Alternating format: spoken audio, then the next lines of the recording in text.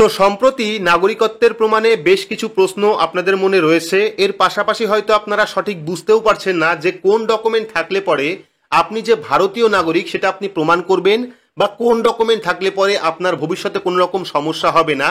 তাই আজকের এই ভিডিও দেখার পর আশা করি আপনাদের মনে আর কোনো প্রশ্ন নাও থাকতে পারে। তাই বিস্তারিত জানবো আজকের এই ভিডিওতে। ভিডিওটি কিন্তু প্রত্যেকেরই কাজে আসবে, অবশ্যই শুরু থেকে শেষ পর্যন্ত দেখবেন। ভিডিওটি ভালো লাগলে লাইক করবেন, চ্যানেলটিকে সাবস্ক্রাইব করে পাশে রাখা বেল আইকনটি প্রেস করে নোটিফিকেশন অল করে রাখবেন, সবার সুবিধার্থে ভিডিওটি শেয়ার করবেন। তো চলুন শুরু করি। তো এই ভিডিওটা একটু বড় হবে, অবশ্যই আপনারা মনোযোগ সহকারে পুরোটা দেখবেন, তাহলেই কিন্তু বিস্তারিত বুঝতে পারবেন। তো দেখতে পাচ্ছেন ভারতীয় নাগরিকত্বের প্রমাণ। আপনার কাছে কি এই 4 গুরুত্বপূর্ণ নথি আছে? তো কোন কোন ডকুমেন্টের কথা বলা হয়েছে, পাশাপাশি কয়েকটা গুরুত্বপূর্ণ সালের কথাও কিন্তু উল্লেখ করা হয়েছে, এবং কি রয়েছে সেই সালে বিস্তারিত আমরা ভিডিওর মাধ্যমে দেখে নেব। তো দেখতে পাচ্ছেন বিহারে আসন্ন নির্বাচনের আগে ভোটার তালিকা পর্যালোচনার সঙ্গে সঙ্গেই নাগরিকত্বের বিষয়টি নতুন বিতর্কের জন্ম দিয়েছে। ভারতীয় নাগরিকত্বের প্রমাণের জন্য বৈধ নথি নিয়ে বিভ্রান্তি বেড়েছে, কারণ অনেকেই ধরে নিয়েছেন যে আধার, ভোটার আইডি অথবা পাসপোর্টই যথেষ্ট, যদিও বাস্তবতা কিন্তু আরো জটিল।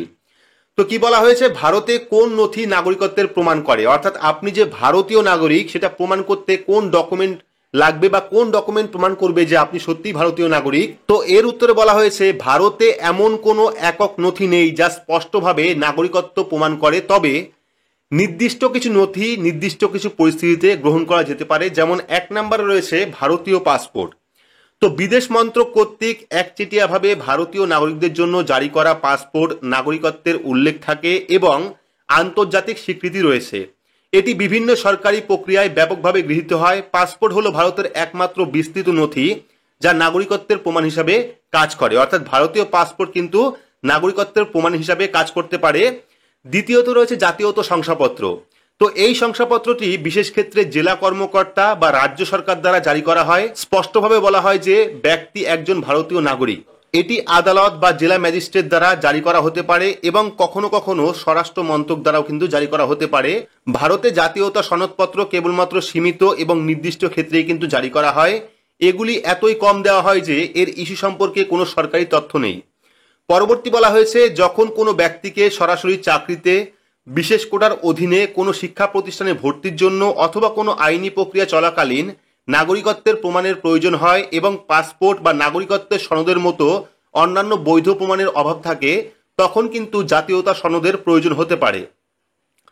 তো বিদেশি পিতামাতার ঘরে ভারতীয় জন্মগ্রহণকারী ব্যক্তিদের নাগরিকত্বের প্রতিষ্ঠানের জন্য এটি প্রয়োজন রয়েছে। পরবর্তী বলা হয়েছে আবেদনপত্রের সঙ্গে প্রয়োজনীয় নথি কি কি রয়েছে, অর্থাৎ এই যে জাতীয়তা সনদ, এর জন্য কোন কোন ডকুমেন্ট লাগতে পারে। যেমন জন্ম সনদ রয়েছে, অর্থাৎ বার্থ সার্টিফিকেট রয়েছে, পিতামাতার নাগরিকত্বের প্রমাণ পাসপোর্ট বা voter ID card, school certificate অথবা আবাসিক প্রমাণ যেমন রেশন কার্ড, আধার কার্ড বা ভোটার কার্ড।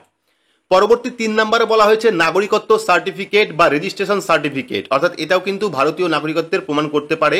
তো 1955 সালের নাগরিকত্ব আইনের 5 এবং 6 ধারার অধীনে ভারতীয় নাগরিকত্ব অর্জনকারী বিদেশি নাগরিকদের স্বরাষ্ট্র মন্ত্রক কর্তৃক প্রদত্ত হয় এই নাগরিকত্ব সার্টিফিকেট বা রেজিস্ট্রেশন সার্টিফিকেট।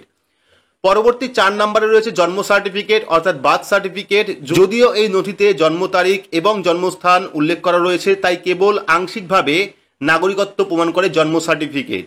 যদি পিতামাতা ভারতীয় নাগরিক হন এবং নাগরিকত্ব আইনের শর্ত পূরণ করেন তবে নাগরিকত্ব নিশ্চিত করা হয়। তো পরবর্তী রয়েছে কোন কোন নথি নাগরিকত্বের প্রমাণ হয় না, অর্থাৎ কোন কোন নথি সেগুলি নাগরিকত্বের প্রমাণ করে না। প্রথমত হলো আধার কার্ড, এটি কেবল পরিচয় এবং বাসস্থানের প্রমাণ হিসাবে কাজ করে।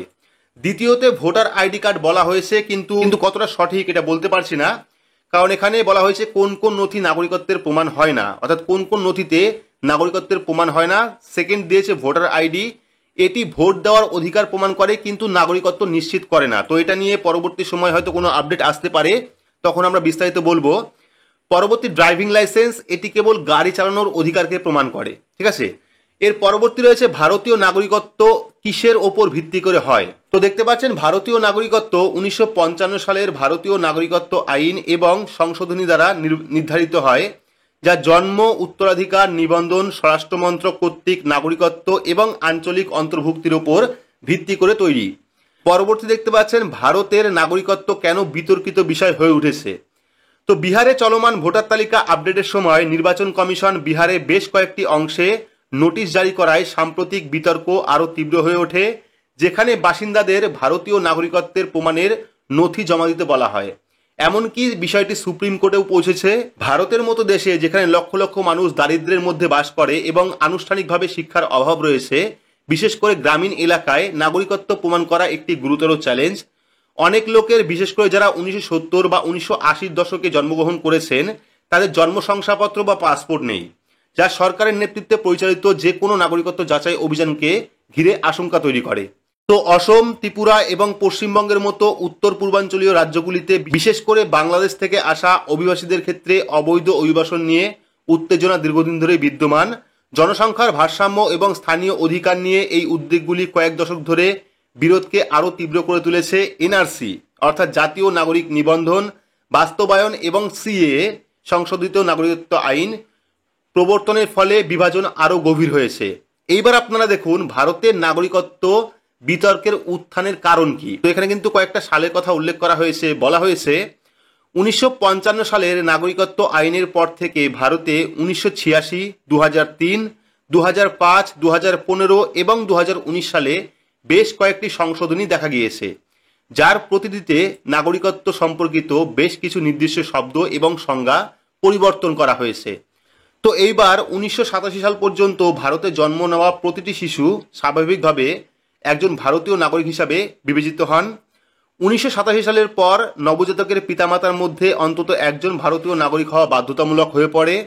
2004 সালের সংশোধনীর পর নবজাতকের পিতামাতা উভয়কেই হয় ভারতীয় নাগরিক হতে হবে অথবা বৈধ অভিবাসী হতে হবে। এই পরিবর্তনগুলি পুরনো এবং নতুন উভয় নাগরিকের মর্যাদা নিয়ে বিভ্রান্তির সৃষ্টি করেছে। পরবর্তী অসমের এনআরসির মামলা আসলে কি? তো 2015 থেকে 19 সাল পর্যন্ত অসমে পরিচালিত এনআরসি প্রক্রিয়া 19 লক্ষের বেশি লোকের নাম নাগরিকত্ব তালিকা থেকে বাদ পড়েছিল। এর ফলে দেশব্যাপী উদ্বেগ তৈরি হয়েছিল যে এনআরসি অন্যান্য রাজ্যেও কার্যকর হতে পারে। নথিপত্র হারিয়ে যাওয়া বা পুরনো রেকর্ডের ত্রুটি থাকার কারণে অনেক পরিবার উদ্বিগ্ন হয়ে পড়েছিল। পরবর্তী বলা হয়েছে সংশোধনী আইন সিএএ 2019 কি। তো এখানে বলা হয়েছে সিএএ আফগানিস্তান, পাকিস্তান এবং বাংলাদেশ থেকে আসা হিন্দু, শিখ, বৌদ্ধ, জৈন, পার্সি এবং খ্রিস্টান শরণার্থীদের ভারতীয় নাগরিকত্ব দিয়েছে, বাদ দেওয়া হয়েছে মুসলমানদের। এই বাদ পড়ার ফলে দেশ জুড়ে ব্যাপক বিক্ষোভ এবং অস্থিরতা বা নিরাপত্তাহীনতা সৃষ্টি হয়েছে।